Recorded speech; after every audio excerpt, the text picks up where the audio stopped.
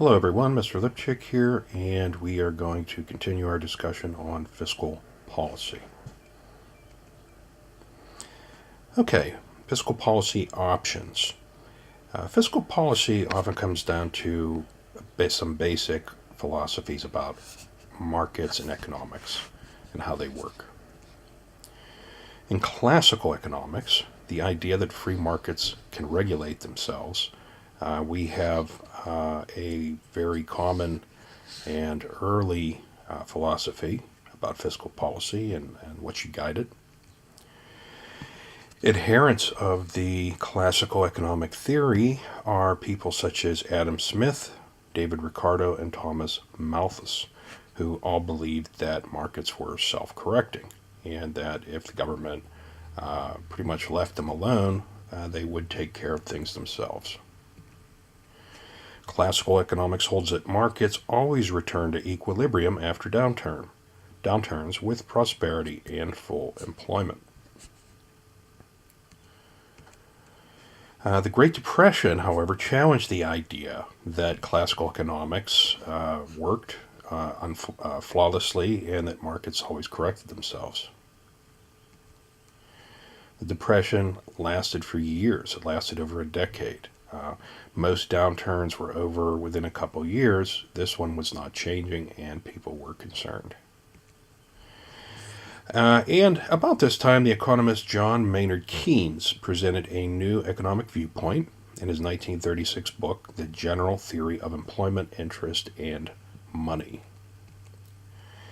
A school of economics developed known as Keynesian Economics, and this is a form of demand-side economics that encourages government action to increase demand and output. And instead of focusing on individual products, Keynes focused on the economy as a whole and its productive capacity. He believed that in order for an economy to be healthy, its entire productive capacity needed to be in play. And productive capacity is defined as the maximum output that an economy can produce without a big increase in inflation.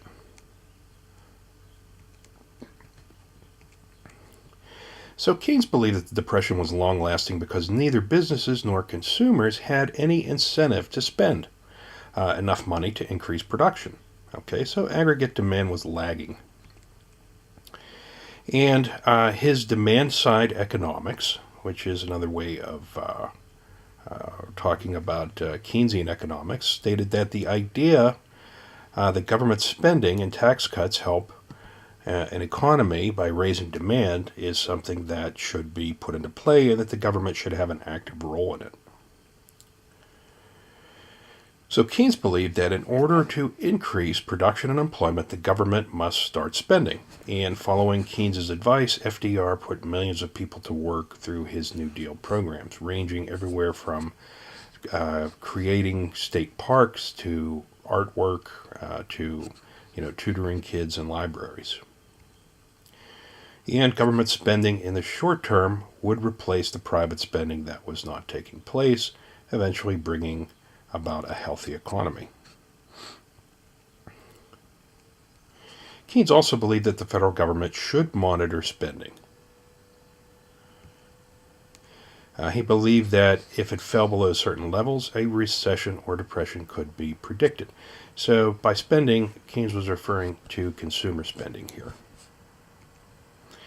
In these circumstances, government should respond with spending programs or tax cuts to stimulate spending and investment.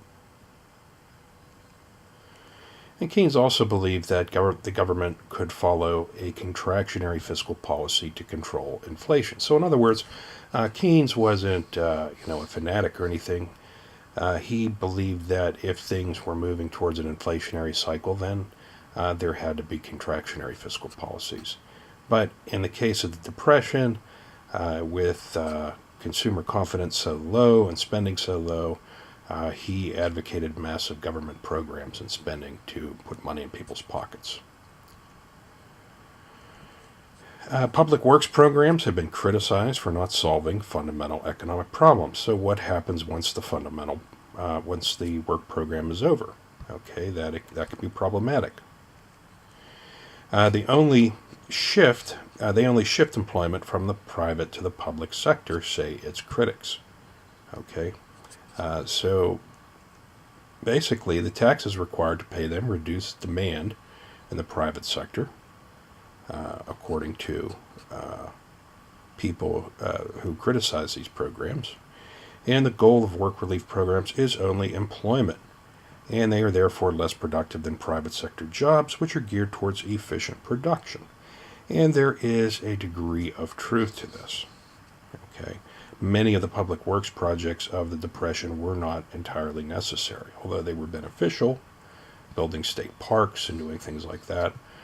They weren't things that absolutely had to be done. Okay, an important thing to understand about government spending is there's a phenomenon called the multiplier effect. And this is how the economy improves through government spending. Multiplier effect is the idea that every dollar of government spending creates more than $1 in economic activity. Government spending not only increases GDP by the amount spent, but it creates a successive series of spending rounds, each smaller than the last. So, for instance, the government purchases goods and services from a business. The business spends their earning on wages, supplies, and investment. Wage earners will spend part of their earnings. And a second round of spending will occur. Demand will be put into the economy because the workers have money in their pockets. But each spending round is smaller than the one preceding it. So this process will repeat itself, with each round getting smaller and smaller until the benefit of the spending is dissipated. Okay. The economy has built into it some things that are known as automatic stabilizers. An automatic stabilizer is a government program that changes automatically depending on GDP and a person's income. These programs stabilize economic growth, avoiding the boom and bust cycle of earlier years. Two key tools for this fiscal policy to act as automatic stabilizers are taxes and transfer payments. When the national income is high, the government collects more taxes and pays less in transfer payments. And transfer payments are welfare, unemployment, things of that nature. This decreased spending balances out the increase in spending that results from rising income in the healthy economy, so that you don't have so much spending going on that inflation goes through the roof.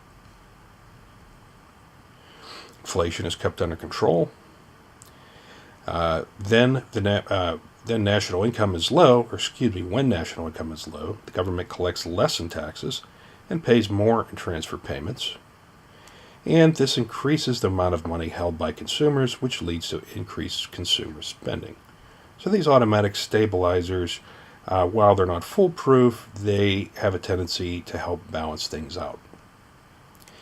And the increase in consumer spending balances out the decrease in consumer spending that occurs because of falling incomes during a recession. So taxes and transfer payments do not eliminate trends in GDP growth, but they make the changes smaller and more manageable. They prevent catastrophic changes like runaway inflation or serious depressions.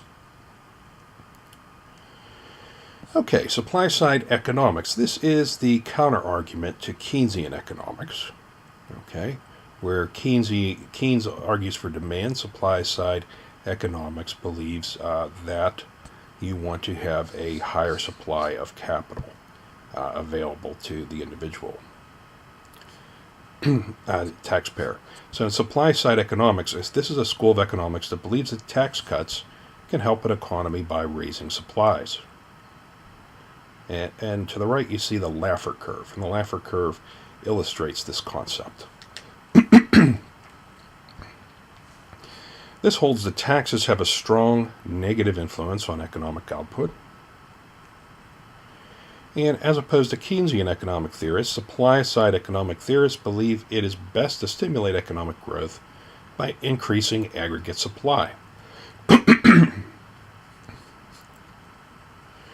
And the Laffer curve shows the relationship between tax rates and the total revenue collected.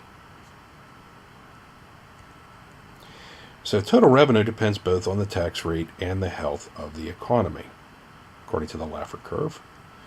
And higher tax rates cause economic activity to decrease. And there is some truth to this. However, the supply side argument has some very large limitations. And that has to be kept in mind because, if taxes are decreased for people at the lower income levels, that is helpful if they're permanent tax cuts. But if they're temporary tax cuts, they're not going to be very helpful. And if the tax cuts occur at the very highest levels of income, frequently this does not result in reinvestment into the economy as once thought. Okay, fiscal policy in U.S. history. President Hoover believed in classical economic theories and took little action to help the economy during the Depression. His saying was, prosperity is just around the corner, believed that it would correct itself. But Franklin Delano Roosevelt, FDR, believed in Keynes's theories and started a number of programs to help the economy. FDR's New Deal programs had modest success. However, the real change that occurred would be during World War II. World War II pulled the U.S. out of the Depression with massive government spending on weapons, food, and other materials to equip the military to fight in Europe and the South Pacific. At first, we supplied England, and that's when we began to pull out of the Depression. Then eventually we supplied ourselves. With millions of men in uniform, almost full employment was reached with, people from all walks of life working in munitions factories, mills, and so forth. And women, for the first time, were leaving the home in large numbers and working in the factories. And Keynes's predictions about government spending were verified largely by this occurrence. After World War II, Congress created the Council of Economic Advisors, or CEA. And the CEA is a group of 3 respected economists that advise the president on economic policy. The administration of JFK in the early 1960s followed the advice of Walter Heller, who was a Keynesian economist. And Kennedy inherited a minor recession and was advised by Heller to cut taxes to stimulate the economy. And after Kennedy's assassination in 1964, a modified version of Kennedy's tax cut program was enacted. The tax cuts and U.S. entry into the Vietnam War grew the economy at a rate of over 4% per year. But the negative impact of this would come in the 1970s with large amounts of inflation and unemployment as a result. Ronald Reagan was elected president in 1981 in response to this high inflation and unemployment. Reagan proposed a tax cut that was enacted and reduced taxes by 25% over 3 years. Reagan supported the supply side or trickle-down economic theory. Unlike Keynes, Reagan didn't believe in increased government spending. And a severe recession took place in 1982 as the Fed tightened the nation's money supply to reduce inflation. After the recession, however, the economy recovered. And in spite of their anti-spending policies, the administrations of Ronald Reagan and his successor, George H.W. Bush, spent more money than they took in, creating very large government budget deficits. Contrary to predictions, the Reagan-Bush tax cuts did not promote the growth in real GDP, as you can see in the chart. That concludes our discussion on fiscal policy. Thank you for viewing, and I look forward to seeing you in the live lesson. Have a great day.